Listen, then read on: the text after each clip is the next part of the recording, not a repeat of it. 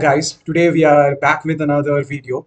And before I start solving any problem or start going through a new series, a new project, a chapter, I would like to ask you guys about what are your suggestions for the next path.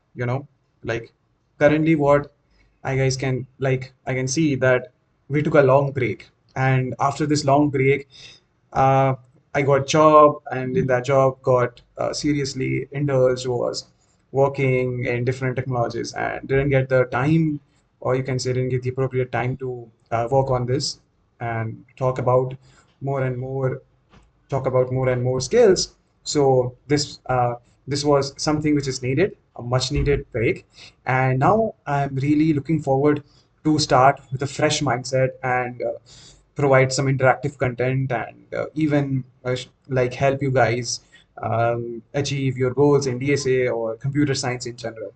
Okay, so let me know. I am always open to suggestions. Like, let me know, like, where should I improve and what are the new things I should bring onto this channel. And yeah, so it has been an amazing journey. Last year, I posted around 300 videos, and even if one person gets benefited, that was my goal. It makes a lot of sense. So I used to keep posting, and this time also I am thinking that whether to do it on a daily basis or there should be a limited video every week on a favorite topic or interesting topic. Just let me know, okay? So before anything, let's get started, okay? So what we have today is the problem statement. So basically what it is saying is that we are going to be having a string s. Say for example, we are going to have a string s, okay, which is representing a positive integer, an integer k, which is represent maximum number of swaps allowed. Our goal is to maximize this number s by performing at most k swaps on its digits. So say for example, you take a number 401, okay. Now you can set k. This value of k will be given by the user, say 2, okay. So let's take a number 104, okay. So first what you can see, you are at this index, okay. So assume these are all indexes of this string, okay, 0, 1, 2. So basically you'll be getting a string. Obviously you have to convert it into some form of an array. Then only you can get individual digits of this particular thing, and then you can do a comparison. So you have 104. So what next you can do is swap. You have to compare 1 with 0 and 4. So you can see that maximum is 4, right? So you can swap 4 with 1. Okay. In this case, what you can see is you are getting a 401. Okay. Now you are at this index 0. Okay. It's because the 0th index you have already moved. And this k value becomes 1 because you have already done one swap. Now what you can do is you are left with another swap. So it will become 410 as you're going to swap. But is there any possibility to do another swap? First of all, there is no other possibility to do another swap. But what you have is, like, since you know that you have only been given k as 2, so you cannot do one more swap to this operation. So the 410 will be your answer, which is the maximum possible number you created out of that existing string. Okay. So how we can practically achieve this? So what we see that our goal is to maximize the number s represented by the string by performing at most k swaps on its digits. So we can use a backtracking algorithm, like we have to think of solutions. Okay. So this is where I needed a suggestion, whether I should go on explaining what is backtracking, because I think there are a lot of creators who have already made videos on approaches, on algorithms, on how specifically an algorithm work. But even if like a basic introduction to how things work, I can also provide that. So we are seeing that we're going to use a backtrack to generate maximum possible number by exploring the all valid swaps up to k times. So it's like you're going to go back, and it's like a recursion. Okay, so it's like a recursively you are checking every possible options you have. So what you can see that first you are initializing, say you can take a max variable and you initialize that variable as s. Then you define any recursive, you know already how to define recursive function, like say max, and then you pass the values. You pass the string, then you pass the what is k? Basically k is nothing but the number of swaps, and index. So what is index? Index is the position of that character array. So at every index, we are checking that the next element is greater than the element at the start. So if that, we are going to swap it. And we are going to do this recursively with k minus 1 times.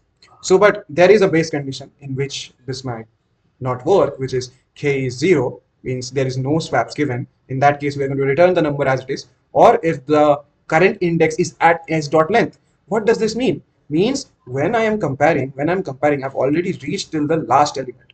So if I'm at the last element, there is nothing to compare, right? So in that case, that is also a base case. So whenever you're writing coding, whenever you write a code, learn how to form these base cases. As even if you work in a company, if you work somewhere, you will be required all these base cases to be handled every time you are working, right? So these base cases are playing a very crucial role while you are executing a particular problem. Now let's do a dry run of this 1034 with k as 2, which is given in GFG. So if I take a string s as 1034 and we have k value as 2, means only two swaps are required. Two swaps you can perform at max. So first you are at the first position. Okay, so you are going to compare this first position with the other indexes, which is 0, 3, and 4. So in your comparison, you can see that you are at the last index now. So you can swap this value with 4 and 1. So what you can see is 4031 you are going to get. Okay. Now you are moving from this index to this particular index. Now you have to compare the 0 with 3 and 1. Okay. We have to compare this 0 with 3 and 1. So what you can see, okay, so oh, I have a 1 over here, right? So you can obviously see that 1 is greater than this 0. So what you can see is 4130.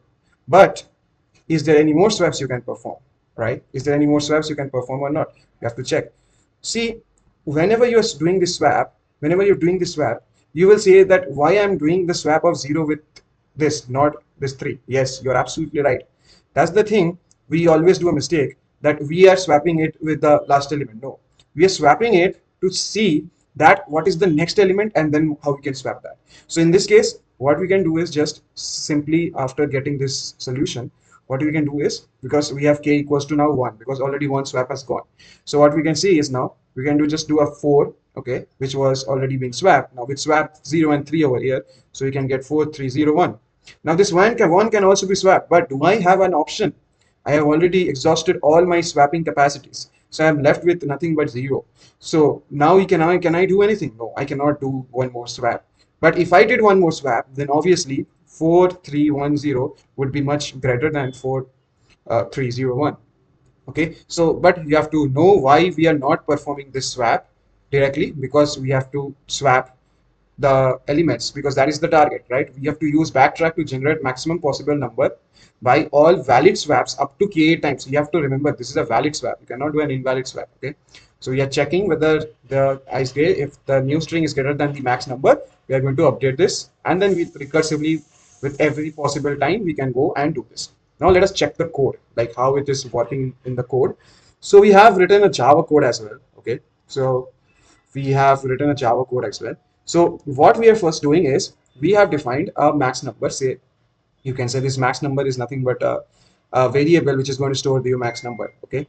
Now there's a function which I have made find maximum, which basically finds the maximum number that you can form out of that given string. So I'm taking initially a string as s, which is given by the user, and k, as you know, because in the core question we can see that s and k are given by the user, right? Now we are storing that max number initially we got, right? That's a variable. So in that variable, we are going to store s, which is nothing but the string which we are getting from the user. Now we are going to pass this string as an array. That's why we are doing two char array. So if you don't know the string formatting and the string operations and the functions available in the string class of java.language string, java.string class. So over here, you can just go and just check with what are the string operations available. So over here, you can see that we have to return the maximum number out of this particular array. So when we send the converter into an array and then we are passing this, and what is this 0? 0 is nothing but denoting the initial starting index of that particular operation. So we're going to start with 0 as the first index. Next, we have a void helper function. So what's nothing but this is the main recursive function which is going to work. So first we are checking that if the k is 0, then we are going to return. So this is the base case. Remember I told if the user only gives that, oh, I don't want to swap any number, I don't have any swapping operations, so I'm taking k as 0. That's why I'm returning this as 0. Okay. Now what I'm going to do, there is also another base case which I am missing. So if I run this program, probably this should fail. Yeah, you see that it's not passing. So what I'm going to do is if I'm going to pass over here that my index equals to array dot length, means it reaches the last value, then also return. So let's submit something. Okay.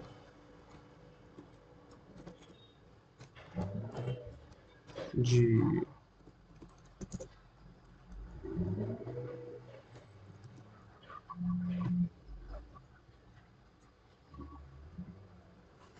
Mm, you have to just give a check. We are okay. So like doing.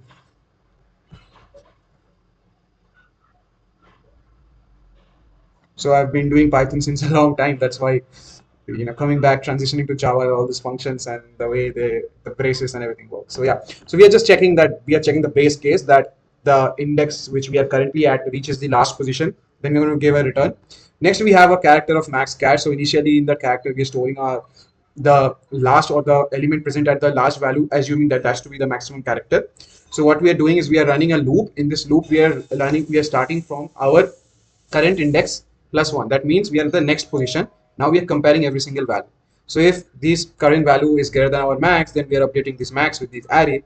And if the max is not equals to the array of that index, then we are going to return, we are going to negatively go. We are going to decrease our swap. So what does this basically mean? So every time a swap is being performed, as you can see, the swap is being performed, we have to reduce the swap count as well. We don't have infinite swap. Okay. Now next is an interesting thing. Over here, what you can see is we are checking, we are starting the loop from the back, okay, and we're going to the front. As you can see that index -1, and we're starting from the length, okay.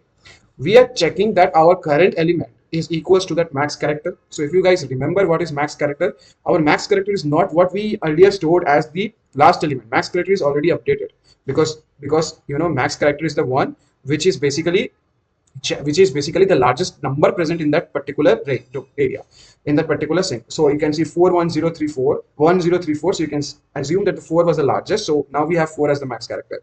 So when in the for loop, when we are executing it, then we come in this place called that array is equals to this max character. Then we are going to swap. As you know that swapping is very simple. Like, yeah, so we have created a swapping function down here, and we are passing an array. We are passing the two indexes. We are just swapping the indexes, and then we are getting it swapped. After that, we are taking this for handling lexicographically larger numbers. So what is this specific condition where I'm taking a string object current and then I'm comparing it with a max number greater than 0? It's basically for dealing with situations where the string is a large number and the number of operations is also long. Say because this is just not an array. In string, it can be much, much greater in size than an array. So that's the reason we can see that we have to compare so many places. That's why we are using dot compare to max number. It makes our job much easier. Next, we have a helper function, which is nothing but we are recursively calling that same function above. We are passing all these values and then we are performing the swap. So yeah, that was all about today's problem statement, and we are looking forward to solve more problems and coming every day with a new problem in mind. Okay, thank you guys, keep watching, and if you like this video, make sure you guys share with your friends and subscribe to the channel.